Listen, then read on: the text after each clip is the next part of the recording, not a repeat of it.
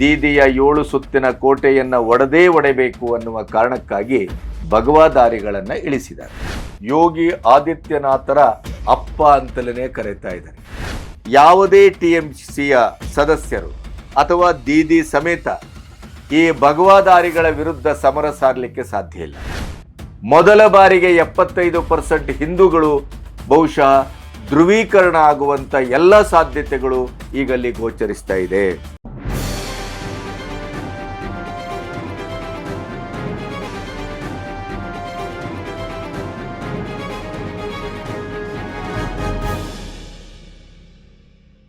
ನಮಸ್ತೆ, B Ganapati news ಚಾನೆಲ್ಗೆ ಸ್ವಾಗತ.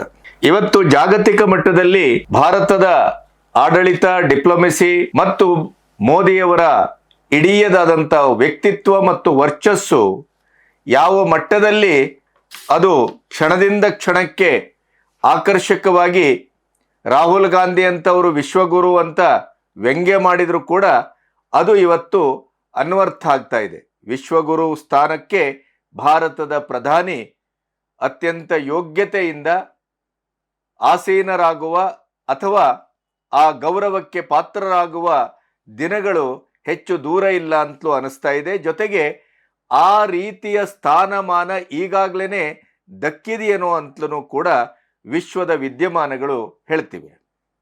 ಜಾಗತಿಕ ಮಟ್ಟದಲ್ಲಿ ನಾಯಕರ ಜನಪ್ರಿಯತೆ ಮತ್ತು ವಿಶ್ವಾಸಾರ್ಹತೆಯನ್ನು ಅಳೆಯುವ ಮಾರ್ನಿಂಗ್ ಡಿಸ್ಕಷನ್ ಸಂಸ್ಥೆಯ ಗ್ಲೋಬಲ್ ಲೀಡರ್ ಅಪ್ರೂವಲ್ ರೇಟಿಂಗ್ ಟ್ರ್ಯಾಕರ್ನಲ್ಲಿ ಮತ್ತೊಮ್ಮೆ ಭಾರತದ ಪ್ರಧಾನಿ ನಂಬರ್ 1 ಆಗಿದ್ದಾರೆ. ಯುದ್ಧ ನಿಲ್ಲಿಸಲು ಮಾತುಕತೆಗೆ ಭಾರತದ ಜೊತೆ ಮಾತ್ರ ನಡೆಯಬೇಕು, ಇತರ ಯಾವ ದೇಶಗಳೊಟ್ಟಿಗೂ ನಮಗೆ ವಿಶ್ವಾಸಾರ್ಹತೆ ಇಲ್ಲ, ಇರಾನ್ ಬಹಳ ನಿಚ್ಚಳವಾಗಿ ಸ್ಪಷ್ಟಪಡಿಸಿದೆ. ಅದರ ಜೊತೆಗೆ ಟ್ರಂಪ್ ಅವರು ಮೋದಿಗೆ ಫೋನ್ ಮಾಡಿ ಯುದ್ಧವನ್ನು ನಿಲ್ಲಿಸುವ ದಿಕ್ಕಿನಲ್ಲಿ ಅತ್ಯಂತ ಮಹತ್ವದ ಮಾತುಕತೆಯನ್ನು ನಡೆಸಿದ್ದಾರೆ. ಭಾರತದ ಹಡಗುಗಳು ಯಾವ ಅಡೆತಡೆಯೂ ಇಲ್ಲದೆ ನಿರಾತಂಕವಾಗಿ ಚಲಿಸುವುದನ್ನು ನೋಡಿದರೆ ಅತ್ಯಂತ ಆಶ್ಚರ್ಯವಾಗುತ್ತೆ ನನಗೆ ಅಂಥೇಳಿ ಅಮೆರಿಕದ ಇಂಧನ ಮುಖ್ಯಸ್ಥ ಕ್ರಿಸ್ ರೈಟ್ ನಿನ್ನೆ ಹೇಳಿದ್ದಾರೆ. ನಾನು ಯಾಕೆ ಈ ಮಾತುಕತೆಗಳನ್ನೆಲ್ಲ ಅಥವಾ ಇವತ್ತಿನ ಈ ವಿದ್ಯಮಾನವನ್ನು ಕೋಟ್ ಮಾಡ್ತಾ ಇದ್ದೇನೆ ಅಂತಂದರೆ, ಹಿತ್ತಲ ಗಿಡ ನಮಗೆ ಮದ್ದಲ್ಲ. ಭಾರತದ ಪ್ರಧಾನಿ, ಭಾರತದ ಡಿಪ್ಲೊಮೆಸಿ, ಭಾರತದ ಒಟ್ಟು ಜಿಯೋಪೊಲಿಟಿಕಲ್ ಒಂದು ರೀತಿ, ನೀತಿ, ನಡೆ ಇವತ್ತು ಯಾವ ಮಟ್ಟದಲ್ಲಿ ಜಾಗತಿಕವಾಗಿ ಅದು ಸಾಕ್ಷೀಕರಿಸಲ್ಪಡ್ತಾ ಇದೆ, ನಿರೂಪಿಸಲ್ಪಡ್ತಾ ಇದೆ. ನಮ್ಮ ದೇಶದ ಒಳಗಡೆ ನಮ್ಮ ವಿರೋಧ ಪಕ್ಷಕ್ಕೆ, ಇಂಡಿ ಕೂಟಕ್ಕೆ ಭಾರತದ ಪ್ರಧಾನಿಯವರ ಯೋಗ್ಯತೆಯಾಗಲಿ, ಅವರ ವ್ಯಾಪಕತೆಯಾಗಲಿ, ಅಥವಾ ಇವತ್ತಿನ ಸಂದರ್ಭದಲ್ಲಿ ಇರಾನ್, ಇಸ್ರೇಲ್, ಅಮೆರಿಕದ ಯುದ್ಧದ ಸಂದರ್ಭದಲ್ಲಿ ಭಾರತ ಎಷ್ಟು ಸೇಫೆಸ್ಟ್ ಆಗಿದೆ ಅನ್ನೋದರ ಬಗ್ಗೆ ಕನಿಷ್ಠ ಮಟ್ಟದ ಕಾಳಜಿಯೂ ಇಲ್ಲ ಅನ್ನೋದರ ಬಗ್ಗೆ ಖೇದ ಆಗತ್ತೆ ಅಷ್ಟೆ. ಇದರ ಜೊತೆ ಬಂಗಾಳ ಈ ಸರಿಯ ಪಂಚರಾಜ್ಯ ಚುನಾವಣೆಯ ಕೇಂದ್ರ ಬಿಂದು. ನಿಮಗೆ ಇಲ್ಲಿಯವರೆಗಿನ ಚುನಾವಣೆಯ ಸಮೀಕ್ಷೆಯ ಬೇರೆ ಬೇರೆ ರೀತಿಯ ಧಾಟಿಯನ್ನು ಗಮನಿಸಿದಿರಿ. ಅದೆಲ್ಲವೂ ಹೇಳುವುದೇನು, ಕೂದಲೆಳೆಯ ಅಂತರದಲ್ಲಿ neck to neck fight, Didi ಮತ್ತೆ ಅಧಿಕಾರಕ್ಕೆ ಬರುವ ಸಾಧ್ಯತೆ ಇದೆ. ಆದರೆ ಅದರ ನಂತರ ಬಂದಂಥ ಕಳೆದ 2 ದಿನದ ಹಿಂದಿನ 2 ಸಮೀಕ್ಷೆಗಳು ಭರ್ಜರಿಯಾಗಿ ಬಂಗಾಲದ ದೀದಿಯನ್ನ ಕೆಡವಿ ಈ ಸರಿ ಬಿಜೆಪಿ ಅಧಿಕಾರಕ್ಕೆ ಏರುತ್ತದೆ ಅಂತಲೂ ಕೂಡ 1-2 ಸಮೀಕ್ಷೆಗಳು ಹೇಳಿದವೆ. ಆದರೆ ಈಗ ಅಮಿತ್ ಶಾ ಪ್ರತಿ ಸರಿಯ ಚುನಾವಣೆಯ ಸಂದರ್ಭದಲ್ಲಿ ಅವರ ಚಾಣಾಕ್ಷತೆ ಯಾವ ಮಟ್ಟದಲ್ಲಿ ಕೆಲಸ ಮಾಡುತ್ತೆ ಅಂತಂದ್ರೆ ಯಾರೂ ಊಹಿಸಲಿಕ್ಕೆ ಸಾಧ್ಯವೇ ಇಲ್ಲ. ಚುನಾವಣೆಯ ಮೊದಲು, ಚುನಾವಣೆಯ ನಂತರ ಅವರ ನೇತೃತ್ವದಲ್ಲಿ ಕೆಲವು ಆಯ್ಕೆಗಳು, ನಿರ್ಧಾರಗಳು ಅದು ಯಾವ ರೀತಿಯ ಗೇಮ್ ಚೇಂಜರ್ ಆಗಿ ಕೆಲಸ ಮಾಡ್ತವೆ ಅಂತಂದ್ರೆ ಅದನ್ನ ಚುನಾವಣೆಯ ಮಹಾ ಚಾಣಾಕ್ಷರು ಅಂತ ಅನ್ನಿಸಿಕೊಂಡಂಥವರಿಗೇನೆ ಅವರ ಆ ಮರ್ಮವನ್ನ ಹಿಡಿಲಿಕ್ಕೆ ಆಗಿಲ್ಲ. ಅಂಥದ್ದೇ ಒಂದು ವಿಚಿತ್ರವಾದಂಥ, ಅತ್ಯಂತ ಅಚ್ಚರಿದಾಯಕವಾದಂಥ ಗೇಮ್ ಚೇಂಜರ್ ಪ್ಲಾನ್ ಅನ್ನ ಪ್ರತ್ಯೇಕವಾಗಿ ಬಂಗಾಳಕ್ಕೆ ಅಮಿತ್ ಶಾ ಅಳವಡಿಸಿರುವುದು ಈಗ ಬಂಗಾಳದಲ್ಲೂ ಮತ್ತು ಭಾರತದಲ್ಲೂ ಅದು ಭರ್ಜರಿ ಸುದ್ದಿಯನ್ನ ಮಾಡಿದೆ. ಬಂಗಾಳಕ್ಕೊಬ್ಬ ಯೋಗಿ ಆದಿತ್ಯನಾಥ್ ಅಂತ ಒಂದು ಕಡೆ ಸುದ್ದಿ ಆದರೆ, ಯೋಗಿ ಆದಿತ್ಯನಾಥ್ ಅವ್ರಿಗಿಂತ ಅವ್ರ ಬಾಪ್ ಅಂತ ಹಿಂದಿಯಲ್ಲಿ ಬಹಳ ಅದ್ಭುತವಾಗಿ ಚಲಾವಣೆಯಲ್ಲಿ ಬರ್ತಾ ಇದೆ. ಬಂಗಾಳವನ್ನ ಏನಕೇನ ಜಿದ್ದಾಜಿದ್ದಿ ಗೆಲ್ಲಲೇಬೇಕು ಅಂತ ಬಿಜೆಪಿ ಮತ್ತು RSS ಜಂಟಿಯಾಗಿ ಕಣಕ್ಕೆ ಇಳಿದಿದೆ. 75% ಹಿಂದೂಗಳು, 25% 23% ಅಲ್ಲಿ ಅಲ್ಪಸಂಖ್ಯಾತರು. ಆದರೆ ದೀದಿಯವರ ಆಡಳಿತದಲ್ಲಿ ಅಲ್ಪಸಂಖ್ಯಾತರನ್ನೇ ಮತ ಬ್ಯಾಂಕ್ ಆಗಿ ಇಟ್ಟುಕೊಂಡು ಹಿಂದೂಗಳ ಇಡೀ ಸಮುದಾಯವನ್ನ ಭಯಭೀತಗೊಳಿಸಿ ಆಡಳಿತಕ್ಕೆ ಬರ್ತಾ ಇರುವಂತ ಅವರ ಚಾಣಾಕ್ಷ ಒಂದು ನಡೆ ಇದೆಯಲ್ಲ, ಅದಕ್ಕೆ ಈ ಸರಿ ಚುನಾವಣೆಯ ಚಾಣಾಕ್ಷ ಅಮಿತ್ ಶಾ ಸಂಪೂರ್ಣವಾಗಿ ಬೆಂಕಿ ಇಡುವ ಎಲ್ಲಾ ಸಾಧ್ಯತೆಗಳು ಕಾಣ್ತಾ ಇದೆ. ಭಗವಾದಾರಿಗಳ ಒಂದು ಪಡೆಯನ್ನೇ ಕಣಕ್ಕೆ ಇಳಿಸ್ತಾ ಇದ್ದಾರೆ. ಅದರಲ್ಲೂ ಆ ಇಡೀ ಪಡೆಯ ಒಂದು ಮೇರು ವ್ಯಕ್ತಿತ್ವ ಅನ್ನುವ ಹಾಗೆ ಇವತ್ತು ಉತ್ತರ ಪ್ರದೇಶದಲ್ಲಿ ಯೋಗಿ ಆದಿತ್ಯನಾಥ್ ಬುಲ್ಡೋಜರ್ ಬಾಬಾ ಯಾವ ರೀತಿ ಕೆಲಸ ಮಾಡ್ತಾ ಇದ್ದಾರೋ, ವಿಶ್ವಪ್ರಸಿದ್ಧಿ ಅವರ ಒಟ್ಟು ಕಾರ್ಯಾಚರಣೆ. ಅಂಥದ್ದೇ ಒಬ್ಬ ವ್ಯಕ್ತಿಯನ್ನ, ಯೋಗಿಯನ್ನ, ಬಾಬಾನನ್ನ ಅಥವಾ ಅವರಿಗಿಂತ 5 ಹೆಜ್ಜೆ ಮುಂದೆ ಹೋಗಿ ಮಾತಾಡುವ, ನಿರ್ಧಾರ ತೆಗೆದುಕೊಳ್ಳುವ,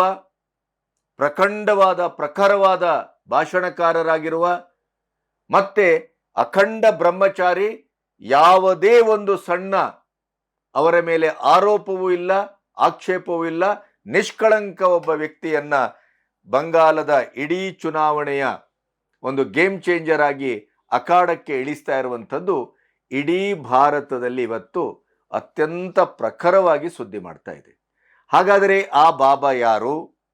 ಅವರನ್ನ ಸೇರಿ 4-5 ಜನ ಭಗವಾದಾರಿಗಳನ್ನ ಆಯಕಟ್ಟಿನ ಜಾಗದಲ್ಲಿ ದೀದಿಯ ಭದ್ರ ಕೋಟೆಯನ್ನ ಇವತ್ತು ಒಡೆದೇ ತೀರಬೇಕು ಮತ್ತು ಚಿಂದಿ ಉಡಾಯಿಸಬೇಕು ಅನ್ನುವಂಥ ಒಂದು ನಿಖರವಾದಂಥ ತೀರ್ಮಾನದಲ್ಲಿ ಬಿಜೆಪಿ, NDA ಸರ್ಕಾರ, RSS ಜಂಟಿಯಾಗಿ ಏನು ಹೊರಟಿದೆ. ಅಲ್ಲಿ ಈ ಸರಿ ಹಿಂದುತ್ವ, ಸನಾತನ ಮತ್ತು ಭಾರತೀಯತೆ ಈ 3 ಮಂತ್ರಗಳನ್ನು ಇಟ್ಟುಕೊಂಡು ಭಗವಾದಾರಿಗಳನ್ನೇ ಅಖಾಡಕ್ಕೆ ಇಳಿಸುವ ಕೆಲಸವನ್ನೇನು ಮಾಡ್ತಾ ಇದೆ, ಅದು ಬಹಳ ಸುದ್ದಿ ಮಾಡ್ತಾ ಇದೆ. ಅದರ ಎಲ್ಲ ವಿವರಗಳನ್ನು, ಆ ವ್ಯಕ್ತಿ ಯಾರು, ಅವರ ಹಿನ್ನೆಲೆ ಏನು, ಆಯಕಟ್ಟಿನ ಜಾಗದಲ್ಲಿ ಮತ್ತು 3-4 ಜನ ಭಗವಾದಾರಿಗಳನ್ನ ಬಿಜೆಪಿ ಇಳಿಸ್ತಾ ಇದೆ, ಅವರ ಹಿನ್ನೆಲೆ ಏನು, ಇದರ ಪರಿಣಾಮ ಏನಾಗಬಹುದು. ಈಗಾಗಲೇ ಸುಪ್ರೀಂ ಕೋರ್ಟಿಂದ, ಚುನಾವಣಾ ಆಯೋಗದಿಂದ, ಜನರಿಂದ, ಬೇರೆ ಬೇರೆ ರೀತಿಯ ನೆಲೆಗಳಿಂದ ತಪರಾಕಿ ಮೇಲ್ ತಪರಾಕಿ ತಿಂತಾ ಇರುವಂತ, ಆಘಾತದ ಮೇಲೆ ಆಘಾತವನ್ನು ಎದುರಿಸ್ತಾ ಇರುವಂತ ದೀದಿಗೆ ಈಗ ಬಿಜೆಪಿ ಈ ಚುನಾವಣಾ ಸಂದರ್ಭದಲ್ಲಿ ಕೊನೆಯ ಗಳಿಗೆಯಲ್ಲಿ ಕೊಟ್ಟಂತ ಮಾಸ್ಟರ್ ಸ್ಟ್ರೋಕ್ ಇದೆಯಲ್ಲ, ಅದು ಅವರ ಆತ್ಮಾಘಾತವನ್ನ ಮಾಡುವಷ್ಟು ಗಟ್ಟಿಯಾಗಿದೆ ಅನ್ನೋದು ಬಂಗಾಲದಿಂದ ಬರುವಂತ ಸುದ್ದಿ. ಈ ಎಲ್ಲ ವಿವರಗಳನ್ನು ನಿಮ್ಮೊಟ್ಟಿಗೆ ಹಂಚ್ಕೋಬೇಕು. ಇಲ್ಲಿಯವರೆಗೆ ನನ್ನ ಚಾನೆಲ್ ಅನ್ನು ಸಬ್ಸ್ಕ್ರೈಬ್ ಮಾಡದೇ ಇದ್ರೆ ಸಬ್ಸ್ಕ್ರೈಬ್ ಮಾಡಿ. ಸ್ವತಂತ್ರ ಪತ್ರಿಕೋದ್ಯಮಕ್ಕೆ ಬೆಂಗಾವಲಾಗಿ.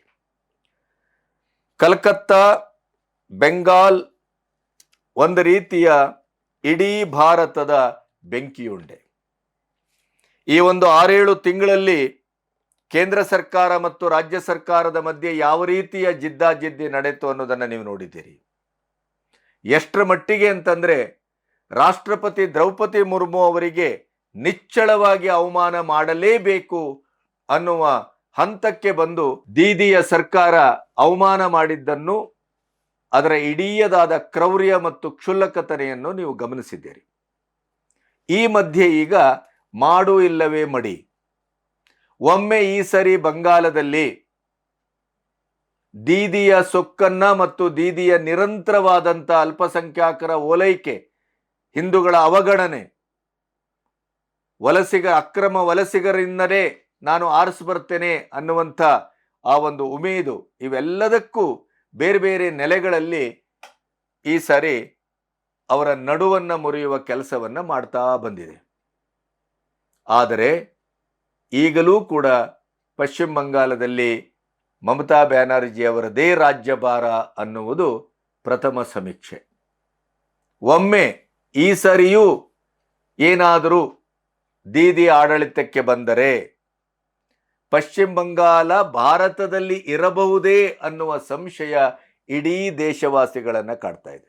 ಪಶ್ಚಿಮ ಬಂಗಾಳ ಭಾರತದ ಒಂದು ಜ್ಞಾನ ಕೇಂದ್ರ. ಅದು ಸ್ವತಂತ್ರ ಪೂರ್ವದಲ್ಲೂ ಸ್ವತಂತ್ರ ನಂತರವೂ ಬೆಂಗಾಳಿ ಸಿನಿಮಾದಿಂದ ಹಿಡಿದು ಬಂಗಾಲದ ಸಾಂಸ್ಕೃತಿಕ ಜಗತ್ತು, ಸಾಹಿತ್ಯಿಕ ಜಗತ್ತು ಇಡೀಯದಾಗಿ ಭಾರತದ ಒಂದು ಜ್ಞಾನ ದೇಗುಲವಾಗಿ ಅದು ನಮಗೆ ಚರಿತ್ರಾರ್ಹವಾಗಿ ಕಾಣುತ್ತೆ. ಆದರೆ ವರ್ತಮಾನದಲ್ಲಿ ಕಾಣ್ತಾ ಇರುವಂಥದ್ದೇನು? ಕೋಮು ಜ್ವಾಲೆಗೆ ದಗಿಸುತ್ತಿರುವ ರಾಜಕೀಯದ ಹೊಲಸು ಕೆಸರೆಲ್ಚಾಟಕ್ಕೆ ಒಂದು ವರ್ತಮಾನದ ದಾಖಲೆಯಾಗಿ ಹೇಸಿಗೆ ಹುಟ್ಟಿಸ್ತಾ ಇರುವಂಥ, ಭೀಭತ್ಸ ಹುಟ್ಟಿಸ್ತಾ ಇರುವಂಥ ಅಮಾನುಷ ಚಟುವಟಿಕೆಗೆ, ಅಕ್ರಮ ಚಟುವಟಿಕೆಗೆ, ಅಕ್ರಮ ನುಸುಳುಕೋರರಿಗೆ ನೆಲೆಯಾಗಿರುವಂಥ ಬಂಗಾಲ. ಬಂಕಿಂಚಂದ್ರ ಚಟ್ಟೋಪಾಧ್ಯಾಯರಂಥ ನೆಲೆಯನ್ನ ಕರುಣಿಸಿದ ಬಂಗಾಲ ಅದು. ಎಂತೆಂಥವರನ್ನು ಕೊಟ್ಟಿಲ್ಲ, ಎಂತೆಂಥ ಮಹಾನಾಯಕರು. ಹಾಗಾಗಿ ಇಂಥ ಒಂದು ನೆಲೆ ಇವತ್ತು ಕಲುಷಿತಗೊಂಡಿದೆ.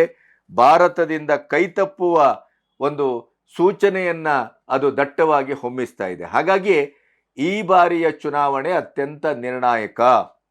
ಅದನ್ನು ಅದೇ ರೀತಿಯಲ್ಲಿ NDA ಸರ್ಕಾರ, BJP, RSS ಜಂಟಿಯಾಗಿ ತೆಗೆದುಕೊಂಡ ಪರಿಣಾಮವೇ ಈ ಸಾರಿ ಎಲೆಕ್ಷನ್ನಿನ ಈ ಗೇಮ್ ಚೇಂಜರ್ ಪ್ಲಾನ್ ಅನ್ನ ಅಮಿತ್ ಶಾ ಅನಿರೀಕ್ಷಿತವಾಗಿ ದೀದಿಯ 7 ಸುತ್ತಿನ ಕೋಟೆಯನ್ನು ಒಡೆಯಬೇಕು ಅನ್ನುವ ಕಾರಣಕ್ಕಾಗಿ ಭಗವಾದಾರಿಗಳನ್ನು ಇಳಿಸಿದ್ದಾರೆ.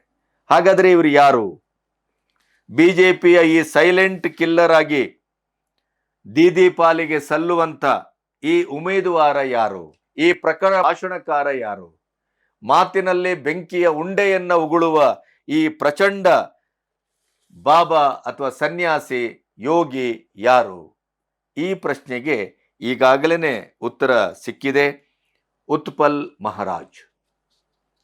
ಉತ್ಪಲ್ ಮಹಾರಾಜ್ ಅನ್ನುವಂಥ ಸನ್ಯಾಸಿಯನ್ನ ಪಶ್ಚಿಮ ಬಂಗಾಳದ ಒಟ್ಟು ಚುನಾವಣಾ ಗೇಮ್ ಚೇಂಜರ್ ಆಗಿ BJP ರಣಕಣಕ್ಕೆ ಇಳಿಸಿದೆ, ಘೋಷಿಸಿದೆ. ತಾನಾಯಿತು ತನ್ನ ಮೌನ, ತಪಸ್ಸು, ಆಶ್ರಮ, ಸಮಾಜ ಸೇವೆ ಅಂತ ಇದ್ದಂಥ 42ರ ಹರೆಯದ ಈ ಉತ್ಪಲ್ ಮಹಾರಾಜ್ ಅವರನ್ನ ಪಶ್ಚಿಮ ಬಂಗಾಳದ ಚುನಾವಣಾ ಗೇಮ್ ಚೇಂಜರ್ ಆಗಿ BJP ಏನು ಒಂದು ಹೊಸ ಬ್ರಹ್ಮಾಸ್ತ್ರವಾಗಿ ಬಳಸಿದೆ. ಅವರು ಅತ್ಯಂತ ಕಟ್ಟುನಿಟ್ಟಿನ 2.5 ದಶಕದಿಂದ ಹೆಸರು ಮಾಡಿದ ಅಖಂಡ ಬ್ರಹ್ಮಚಾರಿ, ಬಾಲ ಸನ್ಯಾಸವನ್ನು ಸ್ವೀಕರಿಸಿದವರು. ಹಿಂದುತ್ವ ಸನಾತನತೆಯ ಉಳಿವಿಗಾಗಿ ತನ್ನ ಇಡೀ ಜನ್ಮವನ್ನೇ ದೀಕ್ಷೆಯ ರೂಪದಲ್ಲಿ ತೇಯ್ತಾ ಬಂದವರು. ಪ್ರಖರವಾಗ್ಮಿ ಮತ್ತೆ ಆಡಳಿತದಲ್ಲೂ ಕೂಡ ಯೋಗಿ ಆದಿತ್ಯನಾಥ್ರಕ್ಕಿಂತ ಹೆಚ್ಚು ಅನುಭವವನ್ನು ಈಗಾಗಲೇ ಗಳಿಸಿಕೊಂಡವರು.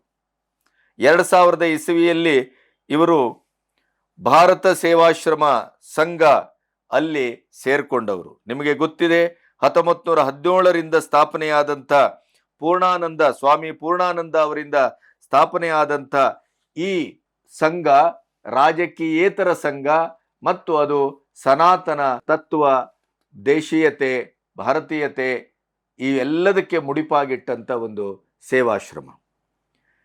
ಯೋಗಿ ಉತ್ಪಲ್ ಮಹಾರಾಜ್ ಅವರ ಮೊದಲಿನ ಹೆಸರು ಸ್ವಾಮಿ ಜ್ಯೋತಿರ್ಮಯಾನಂದ. ಇವರು ಮೂಲತಃ ಬಾಲುಘಾಟ್ ಅಲ್ಲಿಯ ಒಂದು ನೆಲದಲ್ಲಿ ಹುಟ್ಟಿದವರು. ಉತ್ಪಲ್ ಮಹಾರಾಜ್ ಕೇವಲ ಆಶ್ರಮ, ಧ್ಯಾನ, ಮೌನ ಅಷ್ಟನ್ನೇ ಅಥವಾ ಆಶೀರ್ವಚನ ಅಷ್ಟಕ್ಕೆ ಸೀಮಿತವಾದವರಲ್ಲ.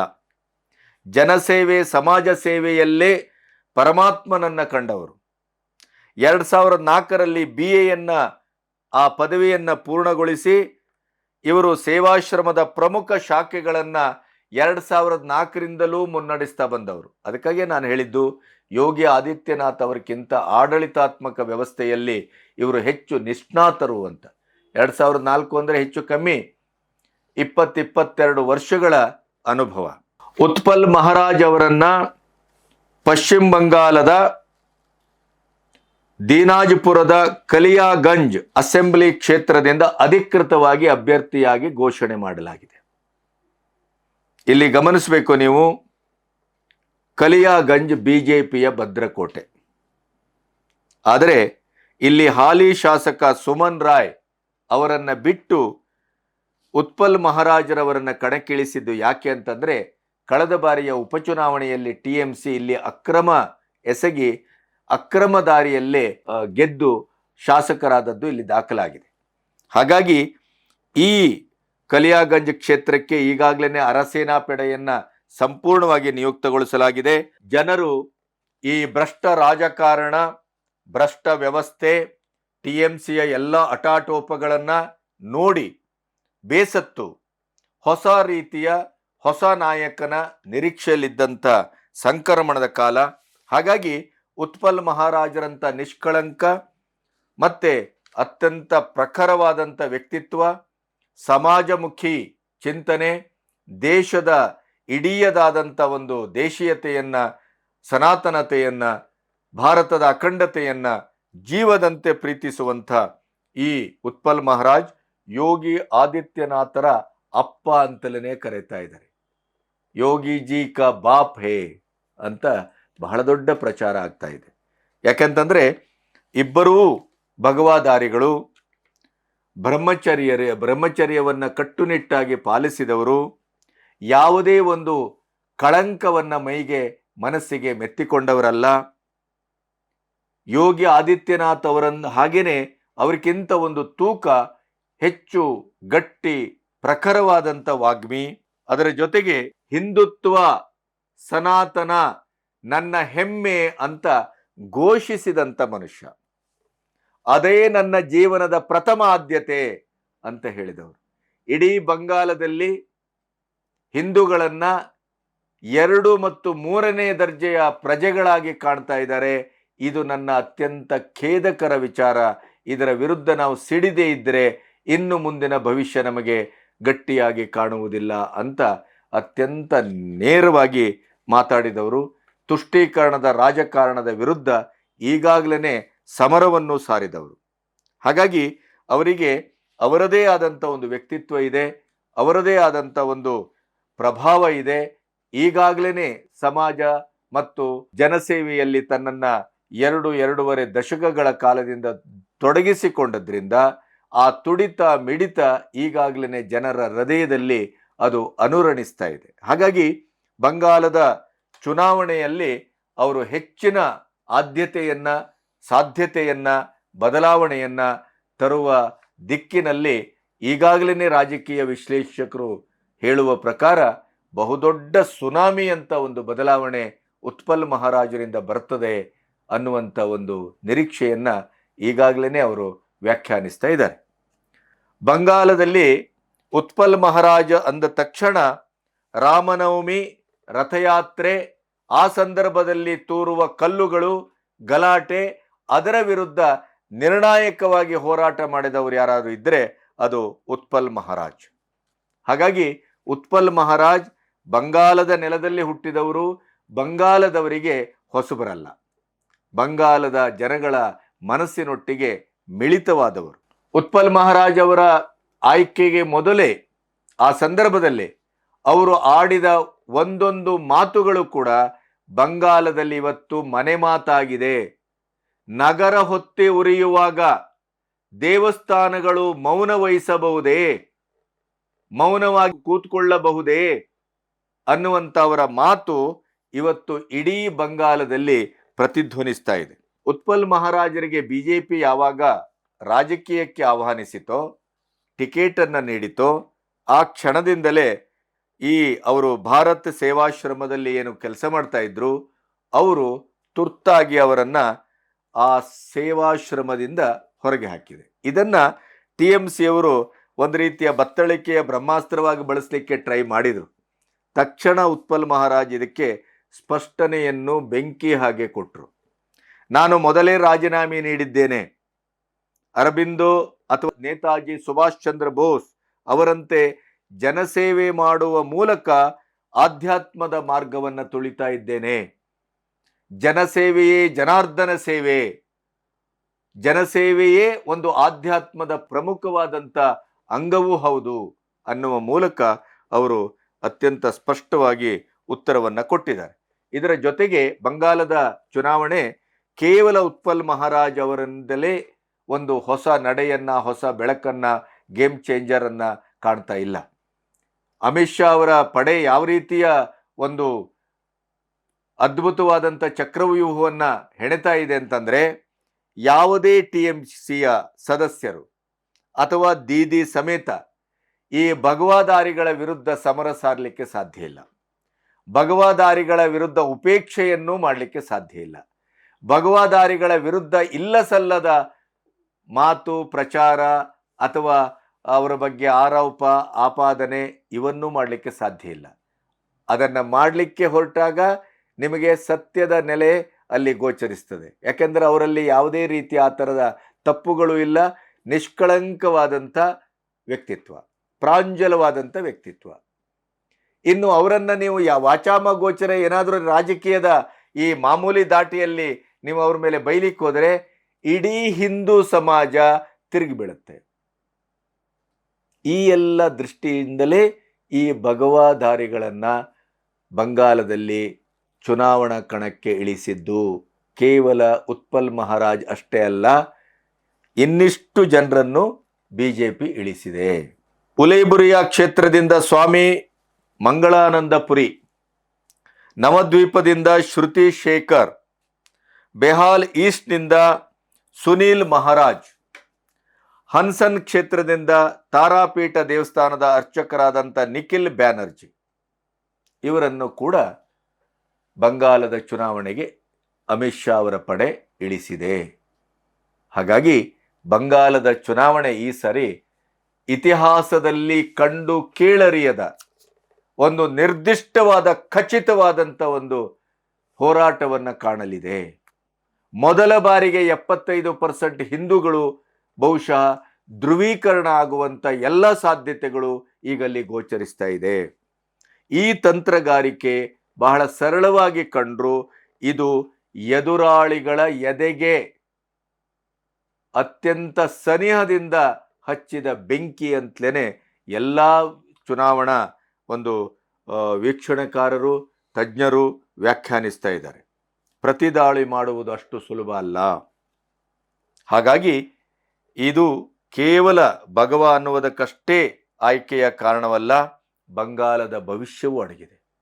ಬಂಗಾಲದ ಹಿಂದೂಗಳು ಎಚ್ಚರದಿಂದ ಮತ್ತು ಏಕಮನಸ್ಸಿನಿಂದ ಈ ಸಾರಿ ತಮ್ಮ ಮತ್ತು ತಮ್ಮ ವಂಶದ ಕುಡಿಗಳ ಅಳಿವು ಉಳಿವಿನ ಪ್ರಶ್ನೆ ಅನ್ನುವ ಭಾವದಲ್ಲಿ ಅವರು ಬಂದು ಸರಿಯಾದ ರೀತಿಯಲ್ಲಿ ಮನಸಾರೆ ಆತ್ಮಪ್ರಜ್ಞೆಗೆ, ಆತ್ಮಸಾಕ್ಷಿಗೆ ಸರಿಯಾಗಿ ಮತ ಹಾಕಿದರೆ ಖಂಡಿತವಾಗಿಯೂ ಅಮಿತ್ ಶಾ ಅವರ ಈ ಭಗವಾ ತಂತ್ರ ಏನಿದೆ ಇದು ದೀದಿಯ ಇಡೀ ಕನಸನ್ನು ನುಚ್ಚುನೂರು ಮಾಡಬಲ್ಲದು ಮತ್ತು TMCಯ ಎಲ್ಲ ಷಡ್ಯಂತ್ರದ ಕೋಟೆಯನ್ನು ಕೂಡ ಅದು ಒಡೆದು ಅಲ್ಲಿ ಭಗವಧ್ವಜವನ್ನು, ಸನಾತನ ಧರ್ಮದ ಒಂದು ಅಸ್ತಿತ್ವವನ್ನು ಮತ್ತು ಅಖಂಡ ಭಾರತದ ಕನಸನ್ನು ಸಾಕಾರಗೊಳಿಸಬಲ್ಲದು ಅನ್ನೋದು ಈ ಹೊತ್ತಿನ ಎಲ್ಲರ ಒಂದು ವಿಶ್ಲೇಷಣೆ ಮತ್ತು ಅಂಬೋಣ.